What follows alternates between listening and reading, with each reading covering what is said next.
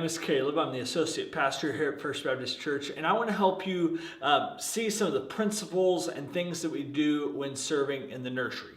See, our goal is to make disciples by nurturing individuals in grace. And on the nursery team, we can make disciples and nurture individuals in grace by three particular things. One, we serve in unlovely ways. Two, we help parents feel like they want to give us their child when they drop them off. And three, we help babies feel safe and loved. So first of all, we serve like Jesus did. You see, Jesus is the servant king, and we serve in the same way. There is a great story in the Bible, and in the Jesus Storybook Bible, it really takes a good tone because Jesus, at the Passover, the last real meal he's having with his disciples, they show up to the meal and they forgot to hire any servants to prepare or clean up everybody's feet once they arrived. And so the Jesus Storybook Bible does a great job of pointing out that everyone's feet were stinky and messy and dirty. And Jesus, taking this moment to serve them, takes a towel, puts it around his waist, bends down, and begins cleaning the manure and the gunk of the road off of his disciples' feet. Jesus, the King of the universe, who should rightly have come down and demanded that we serve him, demanded that the disciples clean his feet, instead gets down and serves them.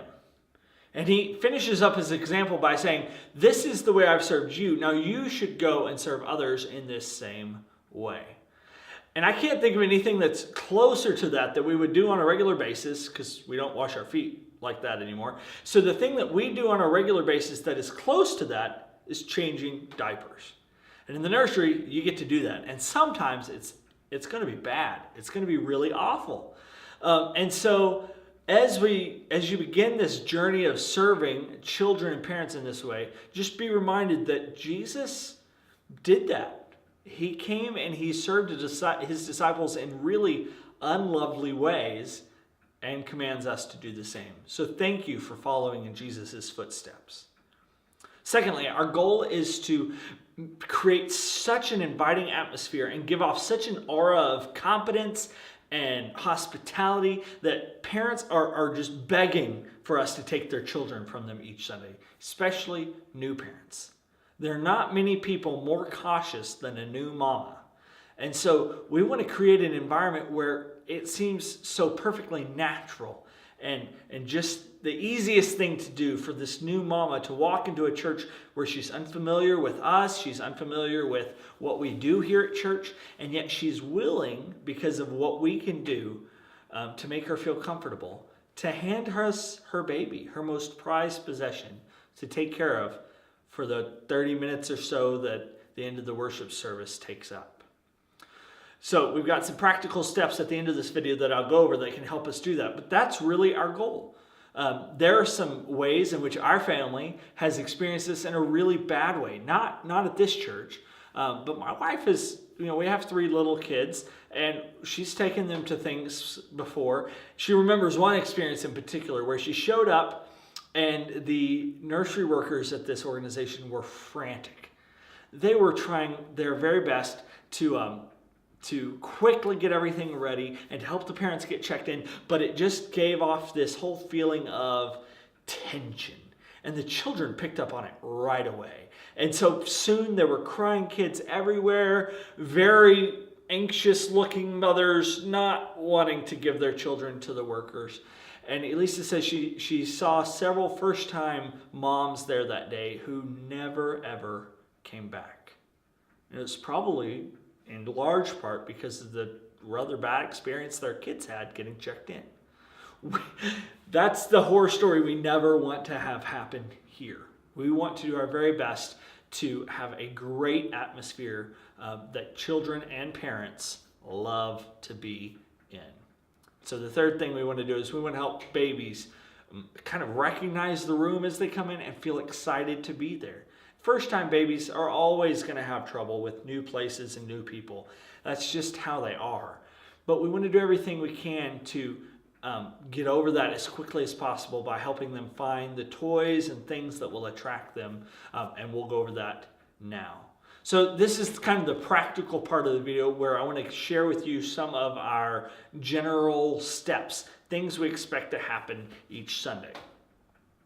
First of all, you need to arrive and have your room ready by 9:15. Right now our services start at 9:30, and so 15 minutes before that, everything needs to be set up and ready for children to enter. So that means you've got toys ready on the floor that's placed out in attractive ways, toys that babies will come in and be anxious to go play with so that they're easy to drop off. You'll have the diapers ready. You'll have everything you need, including there's a CD player in the nursery, and we really hope that you'll just have it quietly playing in the background each Sunday just to help provide a feeling of warmth and of safety. Second thing you need to know is that as the connections team enters through those doors, they'll be bringing guests in. Hopefully they'll meet them in the parking lot, get to know them, and any guests that they spot with babies, they'll bring to you. That's one of their jobs, is to bring them to you. And so hopefully as you're in there before the service starts, those guests will come in, they'll come right to you, and they'll get started on check-in. There are there's some more things that need to happen right then. First, there have to be 2 adults in the room with the children all the time. 2 unrelated adults too. So every time we serve, we expect there to be 2 unrelated adults in the room ready to go. And 1 adult should focus on the adults and the check-in process and helping them fill out the form and make sure they're doing what they need to do. And the other adult should be down on the floor with the toys or taking the baby through the window and setting them down, but immediately engaging with the children on their level. Now, what happens when a family arrives after the service starts? Well, on our clipboards, each of the forms has on it, and this side should always be up, it has an explanation that our nursery starts halfway through and what to do and when. So hopefully, whenever someone spots a new family come in for the first time and they're coming in after the service starts, somebody can grab one of those clipboards. We're going to have them sitting on the front pew of the back section right by the door, and you can grab one of those clipboards and just take it over there and smile at them and kind of whisper, "Hey, so glad you're here, and we have this available for you if you want it." Just real quick. Hopefully it's set up so that you don't have to say much right then, because that's a really awkward time to be talking. But you can hand them the clipboard, and then during the service, they can fill that out and be ready to check their baby in halfway through the service if that works. Now, we keep saying babies and infants. Our nursery is really designed for just babies and 1-year-olds. 2 years old and up, we really expect to be in the worship service with their parents.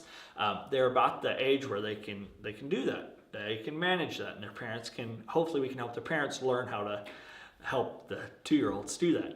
So if a parent wants to check in an older child, we really have to learn to be firm and gentle and say, "Oh, I'm so sorry. The nursery is just for babies," or "The nursery is just for 0s and 1-year-olds."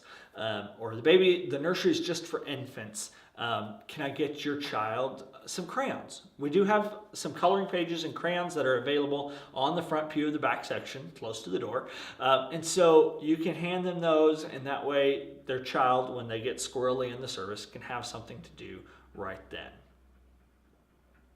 Now, your job as the Sundays you're serving in the nursery is when I move down to the front with the kids, with the older kids, to do the children's sermon, is what we call it. That's your cue to go ahead and head out the door to the nursery. You don't need to take the babies with you or do anything like that then, unless you're taking your own, of course. But that's your cue to head back there and make sure everything's ready one more time so that when parents come to drop off their babies, you beat them there. You always want to be there ahead of them, or else things get a little awkward and it doesn't quite feel safe or like we're ready for them. Then if the baby hasn't needed a diaper change yet, go ahead and change them before they get picked up. Around 10:20 or 10:25, right before the service ends, that's a great time to just give each kid a diaper change. And then that way, when they're picked up, you can be the one to say, "Hey, we just changed your child. They had a great time playing. Maybe name a specific toy they really liked or a song that you sang with them that they really enjoyed. We don't emphasize a lot of teaching during the nursery time, and yet that's a great time. There will be a lesson in there for you each Sunday, and you can just read over it with the kids. They're not really getting it, but they're hopefully they can engage a little bit on some level. And hopefully we can just share that with the parents. Say, we talked about how much God loves us today, or we talked about sharing today, and just help the parents see that this time is valuable not only as a time for the parents to listen to the sermon, but also as a time for their children and babies to grow, even if it's in very small ways, just for those few minutes. Always check out the child to somebody who has the number of the child. When they checked in, they should have written a number on the child's name tag and written the same number on another name tag to hand to the parent. That parent can put the name tag on themselves or just hold it in their hand or whatever they want to do. And then they can give it to somebody else if they want somebody else to pick up their child. But only let someone pick up the child who has that number. That's necessary. So thank you so much. Thank you so much for volunteering to serve children in these unlovely ways. Thank you so much for being willing to help parents want to give us their children for these few minutes. That's such an important time in a parent and child's life, and we want to be there to help them do that as we make disciples by nurturing individuals in grace. Thank you.